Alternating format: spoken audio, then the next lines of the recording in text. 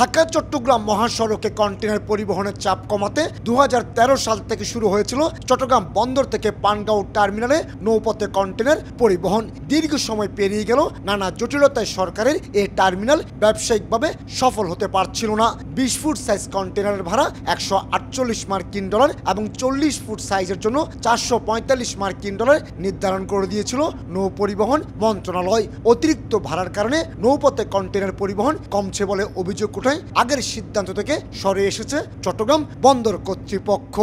পানগাঁওয়ের যে আগে একটা ফিক্সড ভাড়া ছিল, সেই ফিক্সড ভাড়াটা এখন উইথড্র করা হয়েছে। এখন এমএলও এবং যে পানগাঁওগামী যে শিপ ওনার, এদের মধ্যে দ্বিপাক্ষিক চুক্তির ভিত্তিতে এবং সমঝোতার ভিত্তিতে এই ভাড়াটা নির্ধারণ হবে।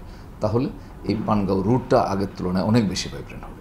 2017-18 অর্থ বছরে 20,000 কন্টেনার পরিবহন হলো। 2022-23 অর্থ বছরে সব রেকর্ড ছাড়িয়ে 35,000 কন্টেনার পরিবহন হয় চট্টগ্রাম বন্দর থেকে পানগাঁও টার্মিনালে। কিন্তু কাস্টমসের কড়াকড়ি সহ নানামুখী জটিলতার মুখে পড়ে 2023-24 অর্থ বছরে কন্টেনার পরিবহন 10,000-এ নেমে আসে।